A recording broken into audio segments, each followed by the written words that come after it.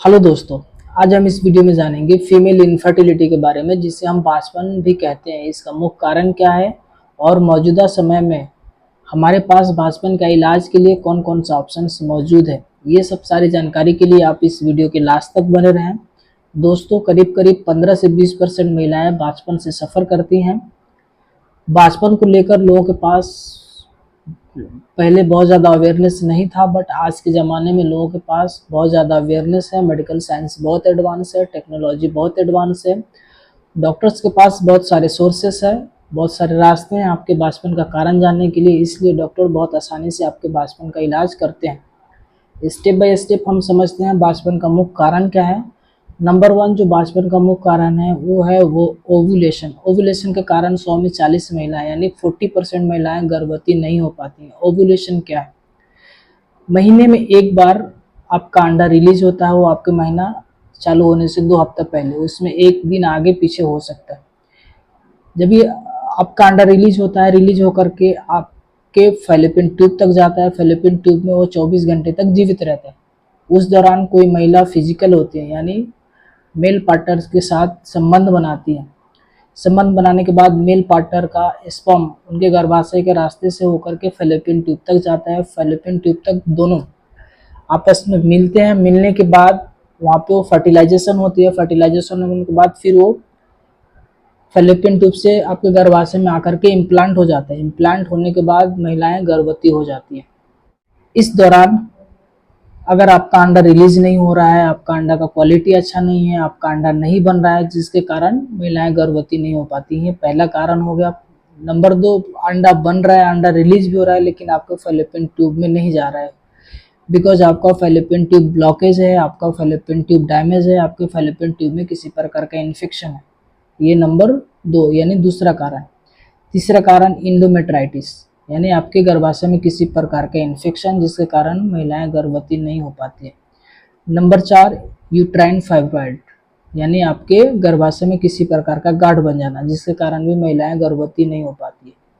Number 5, PCOS polycystic ovarian syndrome, जिसके कारण महिलाएं गर्भवती नहीं हो पाती हैं। उनका जो शरीर का जो हार्मोन लेवल है वो इम्बैलेंस हो जाता है, जिसके कारण महिलाएं गर्भवती नहीं हो पाती हैं। नंबर 6, वैसी महिलाएं जिनको डायबिटीज़ की प्रॉब्लम है, जिनको थायराइड की प्रॉब्लम है, वैसी महिलाएं भी प्रेगनेंसी कंसीव नहीं कर पाती हैं। नंबर 7, वैसी महिलाएं जिनका वज़न बहुत ज़्यादा है या जिनका वज़न बहुत कम है, वैसी महिलाएं भी प्रेगनेंसी कंसीव नहीं कर पाते हैं, जिसको हम ओबेसिटी या अंडर वेट बोलते हैं। अगर आपका शादी हो गया है, शादी के 1 साल बाद भी 2 साल बाद भी प्रेगनेंसी कंसीव नहीं कर पा रही हैं, गर्भवती नहीं हो पा रही हैं, तभी आपको डॉक्टर को कंसल्ट करना चाहिए, डॉक्टर का राय लेना चाहिए। बिना डॉक्टर के राय किसी भी मेडिसिन का इस्तेमाल नहीं करना चाहिए। बहुत सारे लोग अपने सहेली का देखकर, अपने आजू बाजू में किसी का देखकर, अपने रिलेशन में किसी का देखकर कि उसको भी बच्चा नहीं हो रहा था, उसने ये दवा लिया हो गया, हमारी सहेली को बच्चा नहीं हो रहा था, उसने ये दवा ले लिया, उसको बच्चा रुक गया। तो वैसा काम आपको बिल्कुल नहीं करना चाहिए, बिकॉज सबका प्रॉब्लम अलग अलग होता है। किसी को थैली की प्रॉब्लम होती है, किसी को ट्यूब की प्रॉब्लम होती है, किसी को अंडे की प्रॉब्लम होती है, किसी को डायबिटीज़ की प्रॉब्लम होती है, किसी को थायराइड की प्रॉब्लम होती है, किसी को हार्मोनल डिफिशियंसी इम्बैलेंस की प्रॉब्लम होती है। तो सबका प्रॉब्लम अलग अलग है।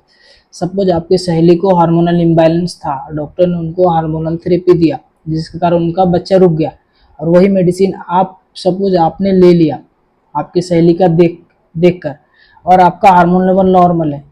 जब भी आप वो मेडिसिन लेंगी, आपका हार्मोन लेवल इम्बैलेंस हो जाएगा यानी कम ज़्यादा हो जाएगा, जिसके कारण आपका प्रेगनेंसी होने का चांसेस ज़्यादा था वो कम हो जाएगा। इसलिए आप किसी किसी भी सहेली, किसी भी फ्रेंड, किसी भी दोस्त का देख कर के मेडिसिन का इस्तेमाल ना करें। अगर आपका शादी हो गया है 1-2 साल बाद भी बच्चे कंसीव नहीं कर पा रही है, प्रेगनेंसी कंसीव नहीं कर पा रहे हैं, तभी आपको सबसे पहले मेडिसिन लेने से पहले जांच के लिए जाना चाहिए। जांच के लिए जाना चाहिए। आपका जो प्रेगनेंसी कंसीव नहीं होने का कारण क्या है, मुख्य कारण क्या है, कारण को जानना चाहिए। आपका ट्यूब में कुछ प्रॉब्लम है, या आपके थैली में कुछ प्रॉब्लम है, या आपको डायबिटीज़ की प्रॉब्लम है, या आपको थायराइड की प्रॉब्लम है, या फिर आपको हार्मोनल डिफिशियंसी या हार्मोनल इम्बैलेंस की प्रॉब्लम है, या आपका अंडा बन रहा है या नहीं बन रहा है। ये सब सारी इन्वेस्टिगेशन के माध्यम से जांच करना चाहिए, देखना चाहिए जो आपका बच्चे कंसीव नहीं करने का कारण क्या है। उसके बाद कोई ट्रीटमेंट प्लान करना चाहिए। उस जांच के लिए आप अल्ट्रासाउंड कर सकते हैं। अल्ट्रासाउंड में आप अपने गर्भाशय को देख सकते हैं, आपके अंडाशय को देख सकते हैं, आपके ट्यूब को देख सकते हैं, उसमें किसी प्रकार का इन्फेक्शन है उसको देख सकते हैं।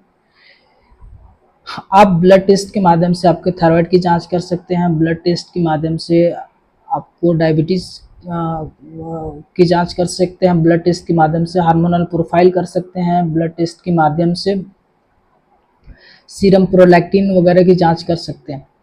ये जांच आप किसी डॉक्टर के अंडर गाइडेंस में ही करें, ताकि डॉक्टर उस रिपोर्ट के हिसाब से आपको ट्रीटमेंट प्लान करें। अगर आपको थायराइड की प्रॉब्लम है तो डॉक्टर आपको थायराइड की ट्रीटमेंट करेंगे, जिसके बाद आपको प्रेगनेंसी होने के चांसेस बढ़ जाती है। अगर आपको हार्मोनल इम्बैलेंस की प्रॉब्लम है तो डॉक्टर आपको हार्मोनल थेरेपी देंगे, जिसके बाद आपको प्रेगनेंसी कंसीव करने के चांसेस बढ़ जाएंगे। अगर आपको डायबिटीज़ की प्रॉब्लम है तो डॉक्टर आपको डायबिटीज़ के लिए मेडिसिन सजेस्ट करेंगे, जिसके बाद आपको प्रेगनेंसी के चांसेस बढ़ जाएंगे। ये अगर आपका ट्यूब ब्लॉक है तो डॉक्टर आपके ट्यूब को ओपन करेंगी सर्जरी के माध्यम से, जिसके बाद आपका जो प्रेगनेंसी का चांसेस है वो बढ़ जाएगा। अगर आपका अंडा नहीं बन रहा है, अंडा का क्वालिटी अच्छा नहीं है, उसके लिए भी डॉक्टर आपको ट्रीटमेंट प्लान करेंगे, जिसके बाद आपको आपका जो प्रेगनेंसी कंसीव करने का चांसेस है वो बढ़ जाएगा। तो ये डॉक्टर आपकी रिपोर्ट के हिसाब से आपको ट्रीटमेंट प्लान करेंगे। आज के ज़माने में सब चीज़ का ट्रीटमेंट अवेलेबल है। डायबिटीज़ के लिए भी ट्रीटमेंट अवेलेबल है, हार्मोनल इम्बैलेंस के लिए भी ट्रीटमेंट अवेलेबल है, थायराइड के लिए भी ट्रीटमेंट अवेलेबल है। अगर ट्यूब ब्लॉकेज है उसका भी समाधान है। आपका गर्भाशय में कुछ प्रॉब्लम है, गांठ है, उसको भी डॉक्टर सर्जरी करके निकाल देते हैं। डॉक्टर्स के पास आज के ज़माने में बहुत सारे ऑप्शन है आपके इनफर्टिलिटी को ट्रीट करने के लिए, यानी आपके बांझपन को ट्रीट करने के लिए। अगर आपका अंडे का क्वालिटी अच्छा नहीं है, ट्रीटमेंट करने के बाद भी अंडा नहीं बन रहा है, तो डॉक्टर लास्ट में आपको एग डोनेशन के लिए राय देते हैं। एग डोनेशन का भी ऑप्शन आपके पास है, इसलिए आपको घबराने की ज़रूरत नहीं है। डॉक्टर IVF के लिए भी आपको सजेस्ट कर सकते हैं, डॉक्टर आपको IUI के लिए भी सजेस्ट कर सकते हैं। ये सब सारी ऑप्शंस आपके पास है। अगर आपका सभी रिपोर्ट्स नॉर्मल है, अंडा ठीक है, आपका बच्चेदानी ठीक है, ट्यूब ठीक है, डायबिटीज़ की प्रॉब्लम नहीं है, थायराइड की प्रॉब्लम नहीं है, कोई भी परेशानी नहीं है, सारी रिपोर्ट्स नॉर्मल है, फिर भी आपको क्या करना चाहिए? अगर आप बच्चे को कंसीव नहीं कर पा रहे हैं तभी आपको क्या करना चाहिए? उसके बाद आपको एक डायग्नोस्टिक लेप्रोहिस्टेरोस्कोपी जांच करना चाहिए। वो जांच के माध्यम से डॉक्टर दूरबीन के माध्यम से वो जांच करते हैं, उसमें आपके गर्भाशय को साफ करते हैं, आपके ट्यूब को साफ करते हैं, उसके बाद भी प्रेगनेंसी रुकने की चांसेस बढ़ जाती है।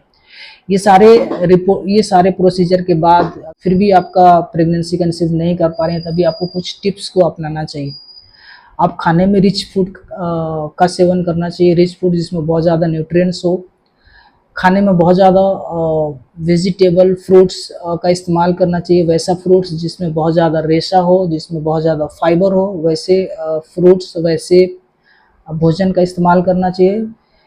हाई फाइबर डाइट से आपका जो हार्मोन लेवल रहता है वो मेंटेन रहता है।